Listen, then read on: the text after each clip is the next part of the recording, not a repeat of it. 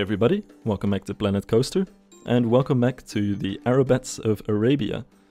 I just realized that I put "the" in front of a coaster name, which is, I think, the cardinal sin of theme park enthusiasts. Well, it doesn't matter, this is my ride anyway, so I don't think that should be a problem. Now, this is going to be a very long episode, as you can probably tell by the time in YouTube at this point, and for me, it kind of feels like it's 3 episodes in one. So I put some timestamps in the description because I split this video into different chapters, just as I did the last 2 videos.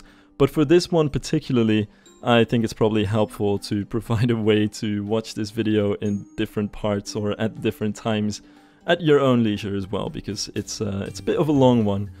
I'm also trying to strap myself in right now and get ready for doing a commentary session of trying to talk constantly for 45 minutes, which I swear I'm gonna try not to do too often anymore, because it is quite something, but it's all for a good cause, I think, and that good cause is getting a single coherent video, because I try not to split my videos too much based on time or things like that, but really try and give each video one focal point, and the focal point of this video is the station building, which for these coasters is just an insanely complicated and huge task, so it is what it is. Now, the first part of this video is about the interior of the station, the second part is about the exterior, and the final part is about a scene in front of it, which provides some context to what the station is going to look like in its final form.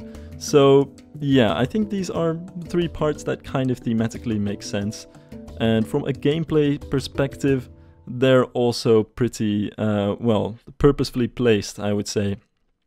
Normally, I noticed I would do interiors of buildings after I've already done the exterior, and to be completely honest, it's because I just enjoy doing exteriors more.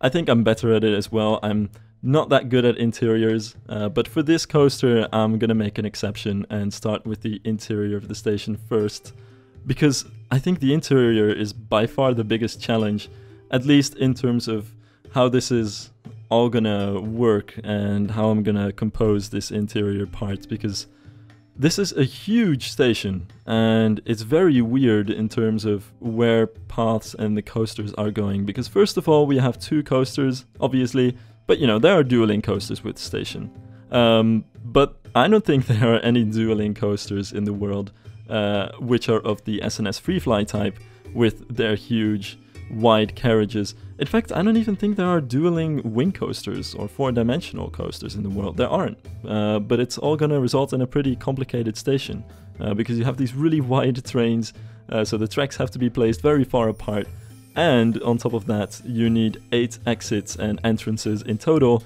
because you need 1 exit and entrance for each half of each ride. So that's just that's a lot of paths going everywhere, and you need to find a way to make those go either over or underneath the station as well.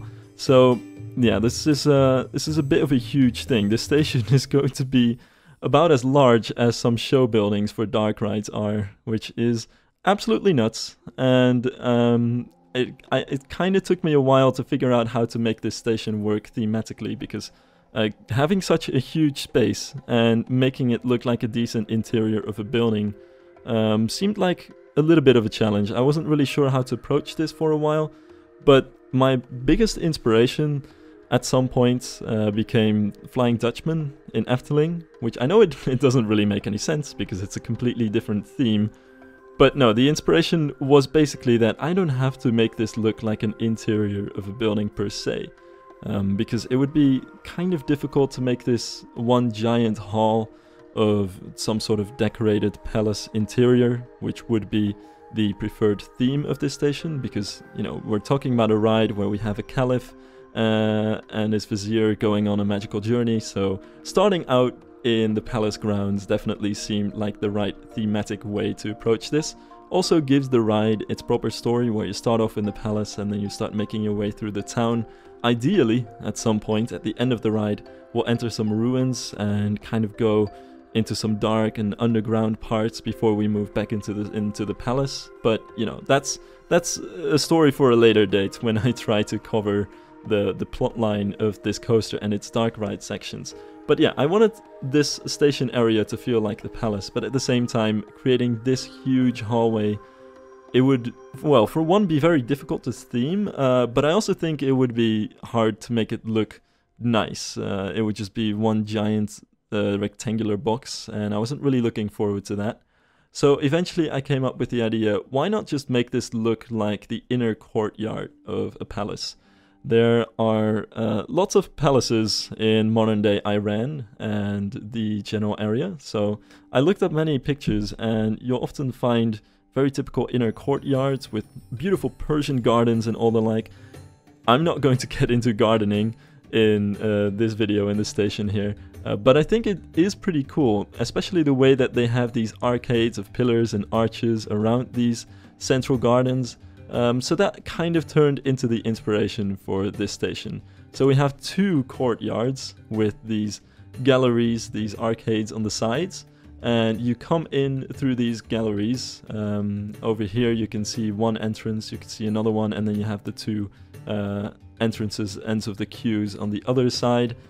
By the way, I'm using a little bit of suspense of disbelief over here, because obviously in Planet Coaster we only have one queue per ride, which is very strange. I have no idea how this works, but it makes it a little bit difficult to make a realistic queue for rides like this, because in Planet Coaster, if you look at it, guests are gonna have to walk over the coaster track or through the ride vehicles to get to the other side, because there's no queue on the other side. Well, looking at a coaster like this, you can very easily tell that there's no way to get around the other side of the coaster, so that doesn't really make any sense. But you know, I'm just gonna build like I have two entrances on either sides of these coasters. So you come in through these galleries, and you'll leave through these galleries as well, and then these open spaces right between the pillars are just enough space for these wide vehicles, as well as the places where you stand in line to board the vehicle, where you have the gates and stuff.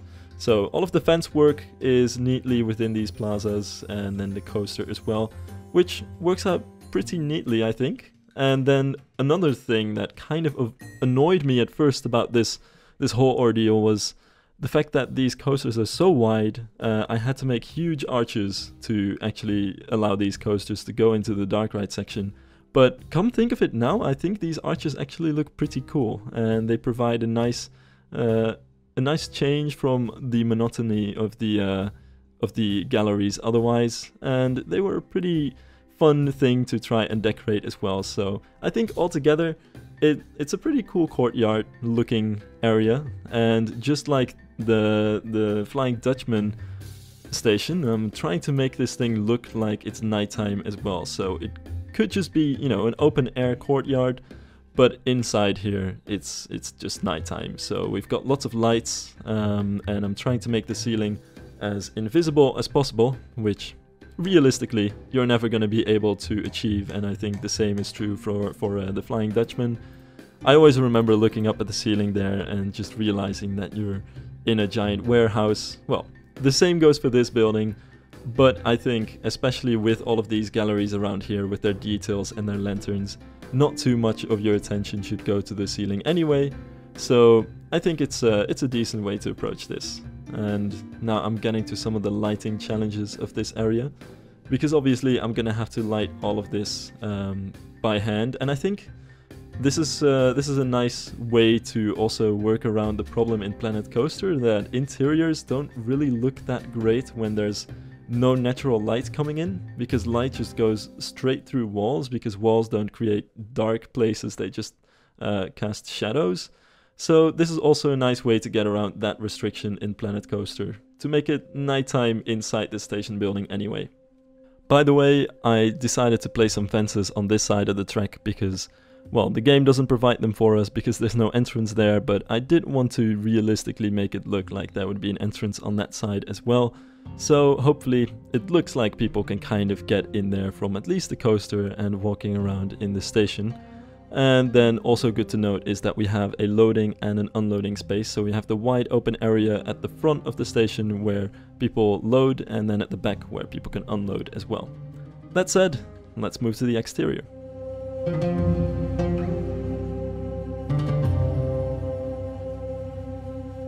Hey, welcome back to me trying to tackle the challenge of covering up this giant grey box that I've now built with the station interior in it.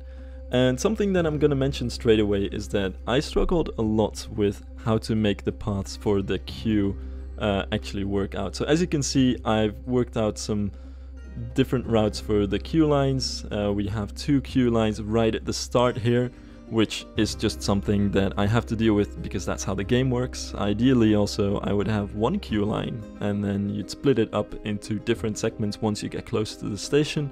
But in this case there's no way to get around the fact that I have to have 2 queue lines. Or, you know, I could have just built a normal path into the building, but then you would have people walking back and forth, which would also be a little bit weird. So in the end I opted for this solution, and at some point when I get to detailing the queue line, I'm gonna make sure that it does look like you can jump from one queue line to the other at least, so it doesn't look too weird. Or we have some hallways where they share a hallway, so it kind of looks like it's some kind of single queue line, but this is something I'm gonna have to deal with. And also I have some routes planned for some back and forths, not really any cattle pens, but definitely some kind of queue line layout right underneath the dark ride section of the coaster. And also you're going straight underneath the station at the start here. And that's something that I've been unsure of doing for a while, because the exterior of this station is going to resemble a mosque, and mosques don't typically have layouts like this. In fact, mosques are very strictly laid out in real life, also with certain elements also pointing towards Mecca, because, well, that's what mosques are really for. So inevitably, I think if you're trying to use that design language in a theme park, you're going to lose some religious meaning there. In this case, it means that although this building resembles a mosque on the outside, it's not going to resemble a mosque on the inside, and instead the queue lines are gonna wind their way through some catacombs and some palace hallways and rooms and stuff like that, and maybe even an inner courtyard here and there with some gardens, although that's still something that I'm trying to plan in the background and still working out what it is exactly that I want. But that said, I was considering for a while to make this building look like a palace building, like a main palace building from the outside for a while, but eventually I opted against it simply because a mosque just looks way cooler with the domes and the minarets and stuff like that. And I think that's the kind of architectural language that people are looking for in an Arabian part of a theme park, so that's what I ended up going with. But I am still using a lot of the design language of a mosque.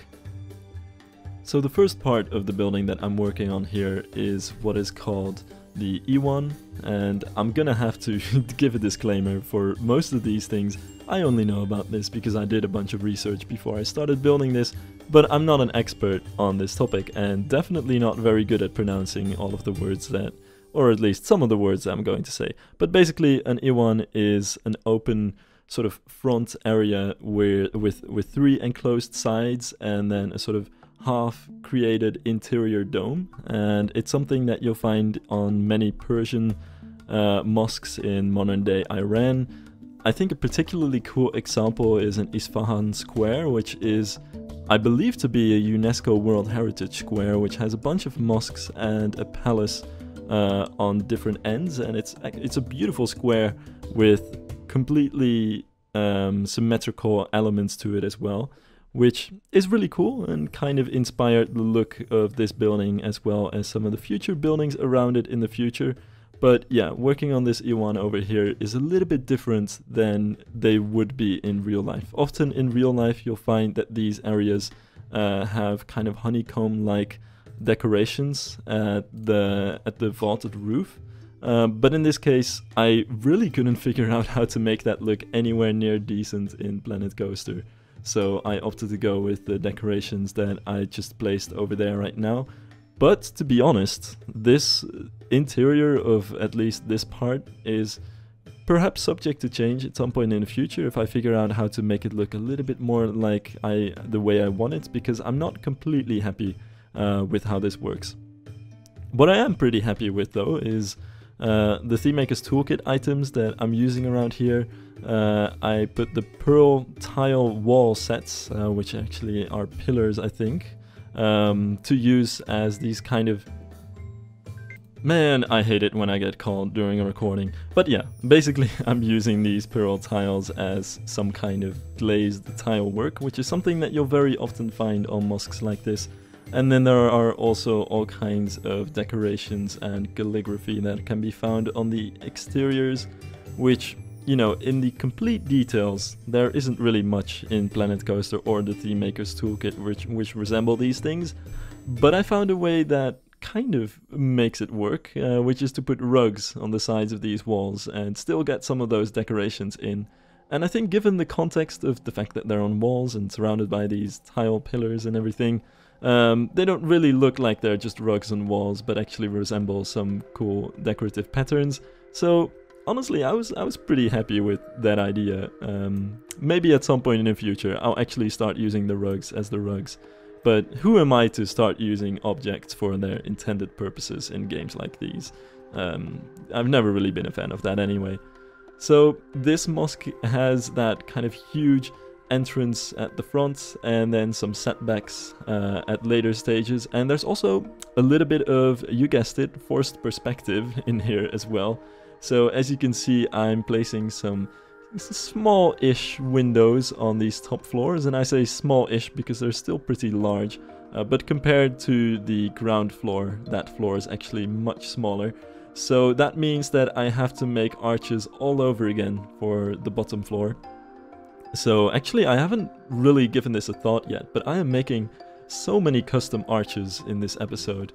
It's actually kind of crazy, but this is going to be the slightly larger arch, which creates that sort of forced perspective idea. Obviously, it's much bigger than the ones at the top, but it still helps to create that layering where the top is set back a little bit and a little bit smaller, and hopefully makes the whole building stand out a bit more and appear even larger than it already is. Because, to be honest, this is a pretty large building, but I still want to make it look much larger, while at the same time I'm trying to hide these interiors and make them look as small as possible. It's all a little bit of a complicated puzzle, I suppose. Also, I have to say, I haven't talked about this yet, but these path covers that I'm using are made by Mango, which are really cool, so shout out to him for these. I kind of wish there was more to the set, because it's one of those things where I have to keep mixing and matching stuff to make them actually work as path covers of sidewalks, because they're actually meant for small paths that go through little gardens or parks, but I think it works if you put enough of them together. And now it's time to also put some path covers in between them. And man, does it always feel like I'm playing Roller Coaster Tycoon 3 whenever I try to puzzle path covers over existing path textures. I think that's something that people started doing in Planet Coaster only a while after Planet Coaster was long a thing, because it's something that takes a lot of effort. But I feel like the more years you play Planet Coaster and the more you see those in-game standard path covers, the more they kind of start annoying you as well. So I like coming up with custom ways to make these things as well. So that also means some sidewalk elements, some curbs, if you can call them that, and of course some shrubbery in front of the entrance. That said, I'm not going to build a sign for this entrance anytime soon, because I'm still not 100% sure if I'm going to keep this look for the entrance E1 or if I'm going to change it at some point in the future. So for now, see this as a little bit of a work in progress. It might stay the same, and then I'll just add some letters in front of it and make sure that this is very clearly the entrance to the coaster, but otherwise it's just gonna, you know, be overhauled a little bit at some point in the future. Also, some things that I think deserve a shout is the bricks, which are from the Thememaker's Toolkit as well, which I'm making the sides of these arches with, the kind of beige-ish bricks, which I think works pretty well with the color scheme too. This color scheme in general of the building has, I think also generally a three-way strategy. So we've got white for the walls, which is the base color, and then we have brown for everything from making sure where different floors are, to pillars, to cornerstones and stuff like that. And then we have a kind of turquoise color for the details. Generally, and this is definitely a tip that I've said before, but I think it's never wrong to repeat useful tips like this. Generally, it's good to choose 3 colors for a building.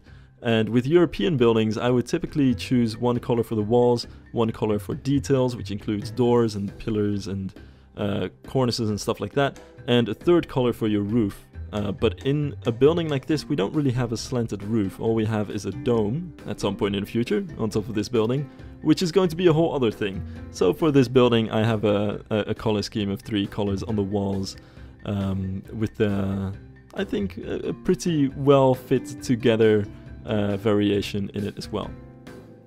Now here I wanted to build the minarets, which are a very typical element on mosques, of course.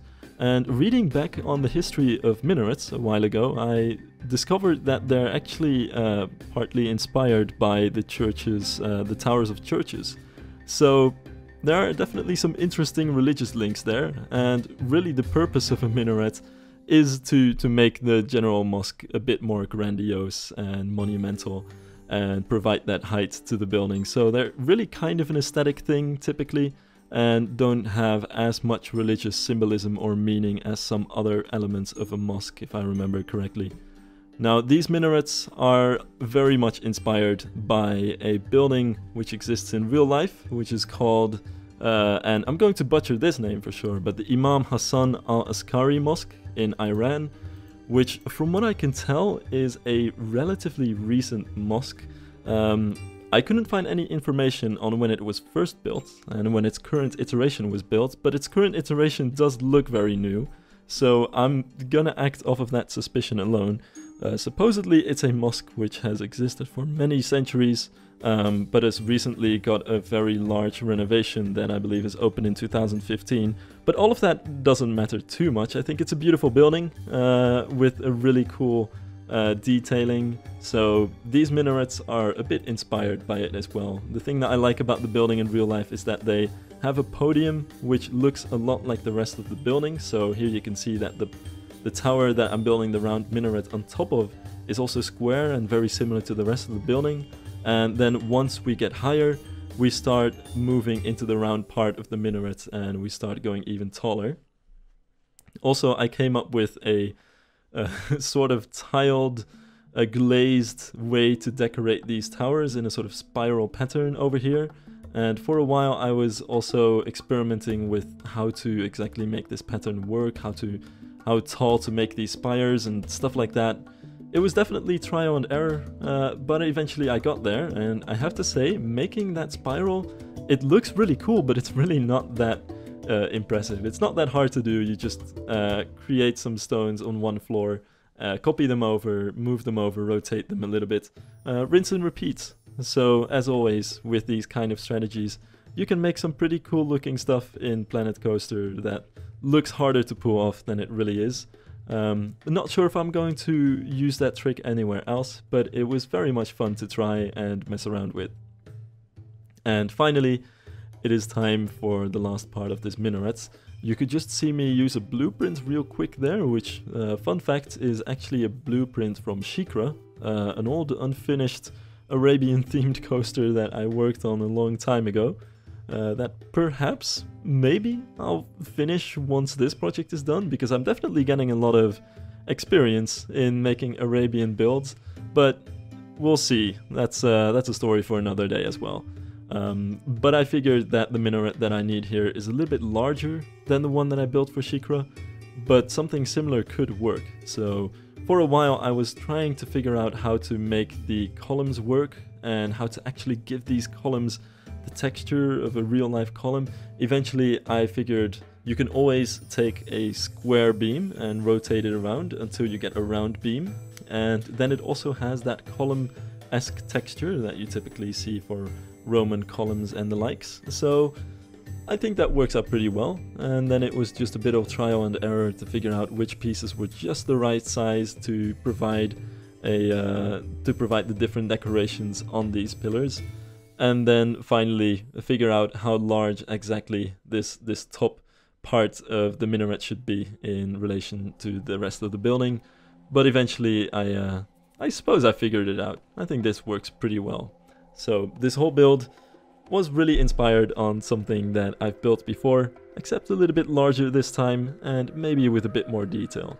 And typically I feel like when you're doing something again, especially after you've lost something or it's been too long since you've worked on something, typically you get to do it a little bit better. At least in this case, I think I'm definitely improving on the theme compared to what I was doing when I was working on Shikra.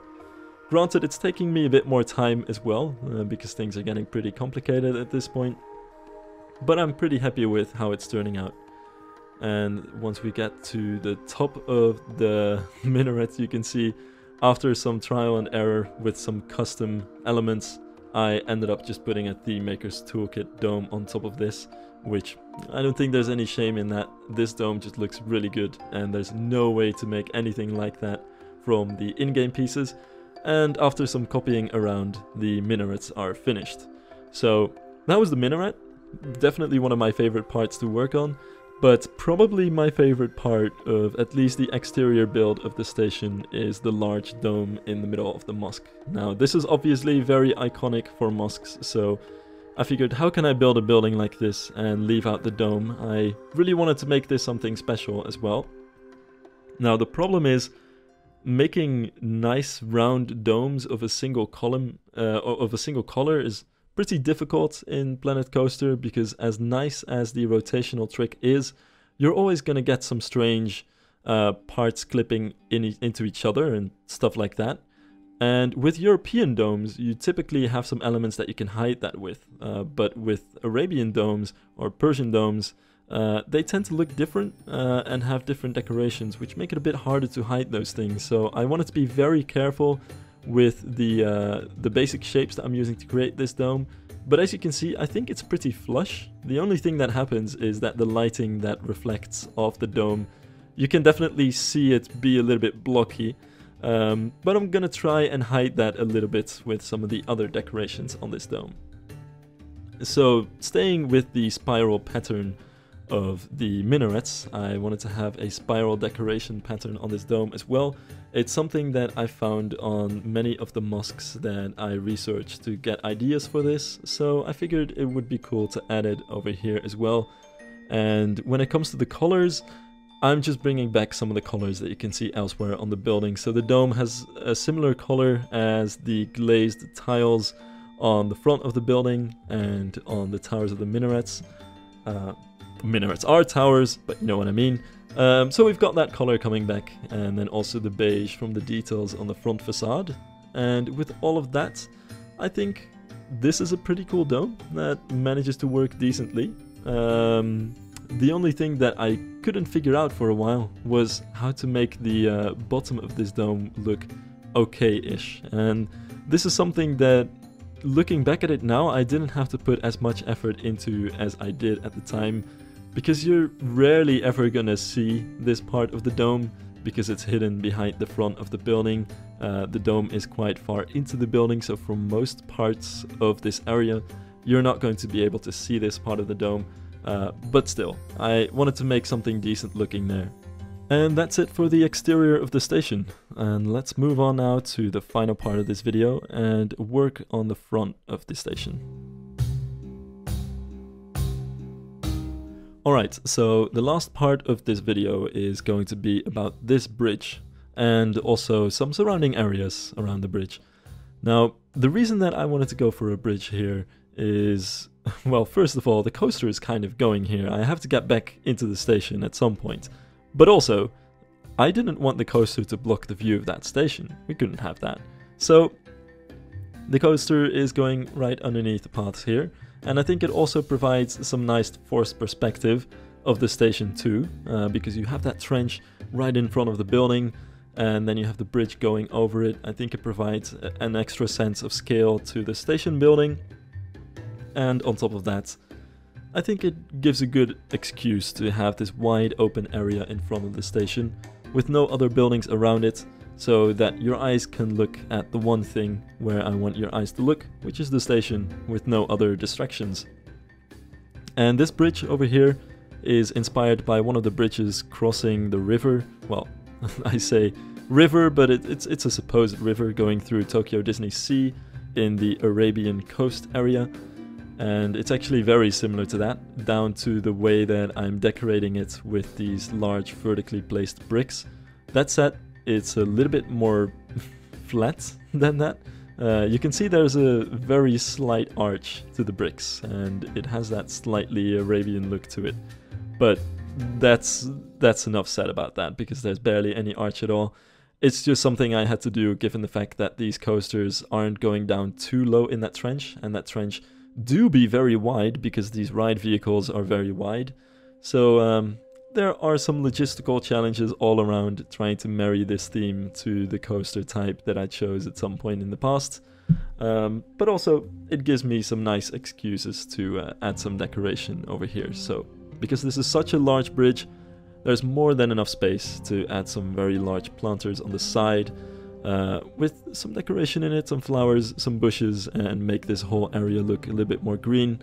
Because as much as we are in the desert over here, I do want it to look very lush. We are in a lush desert, I think. So that's something nice to add to this as well.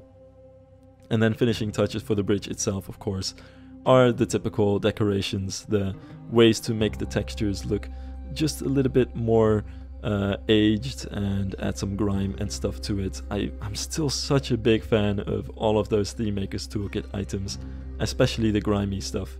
It's really amazing at just subtly changing some of the textures in the game and making everything look a little bit different than what we're used to from this game. And finally, I'm adding a little bit of decoration on the inside of the tunnel as well, because obviously when you're riding these coasters you're gonna see that too. So I put some old castle-ish walls on the side there, and putting some decoration on that as well, but keeping it minimalistic, because obviously this is not the most important part of this whole area. Fun fact also, both of these coasters reach their top speed right at the bottom of these drops, and I think the way that this bridge is built also provides a nice head chopper, so that this might be one of the most thrilling moments of this ride, even though it's just a very simple drop and then you go up again. It does reach its top speed, it's pretty fast, and you do come kind of close to the top of that bridge, so hopefully that provides a sense of speed.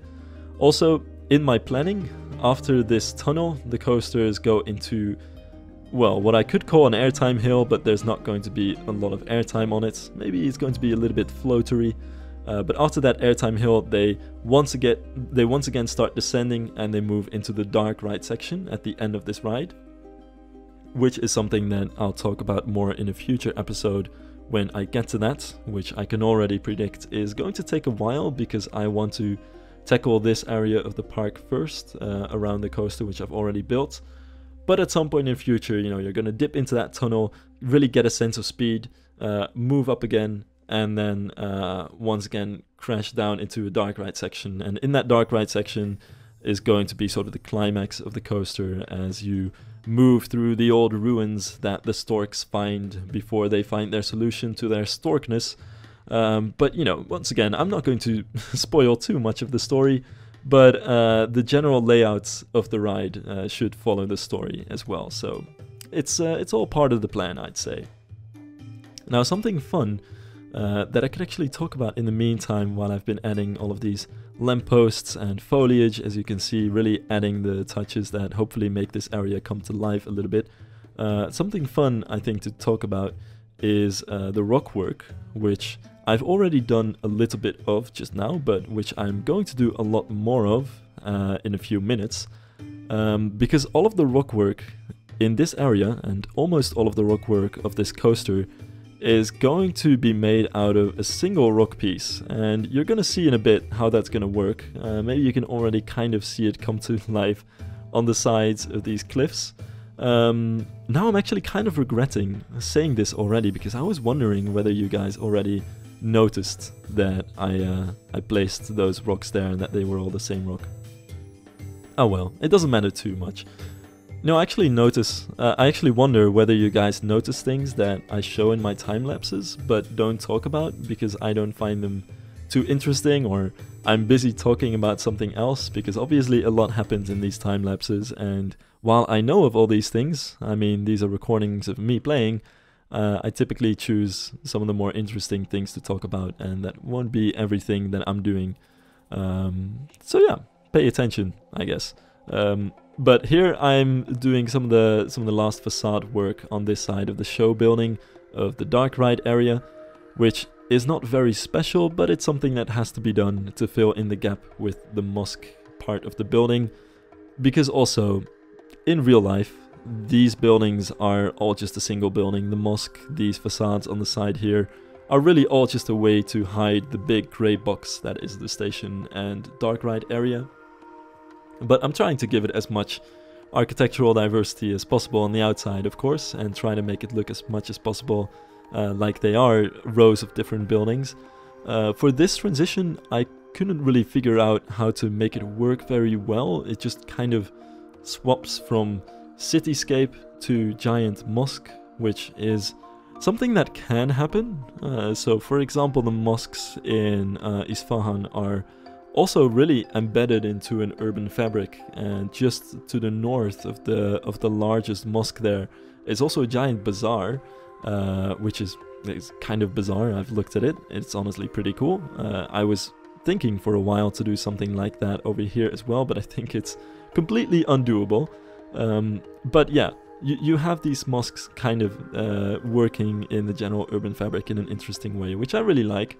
But in this case, it's not really too special. It's just I'm connecting up these facades, even hiding it a little bit with this palm tree I noticed and some of the decorations around here.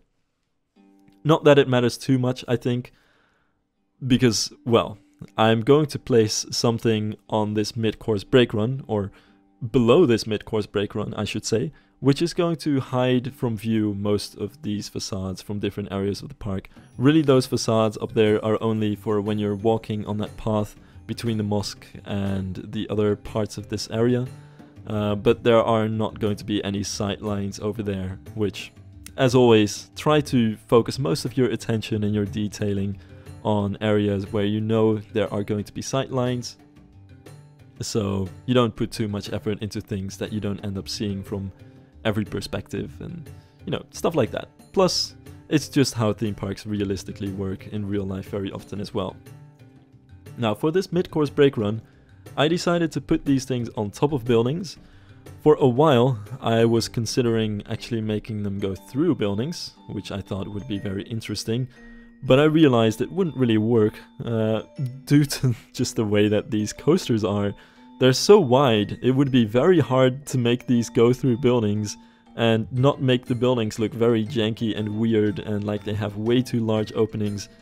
So instead, I figured I might as well just have these things go over the roofs and then add some verticality to it in another sense, which I ended up doing with these decorations, these fence kind of building wall roof decorations, hybrids. Not even exactly sure what to call them, but I just kind of figured they worked out pretty alright.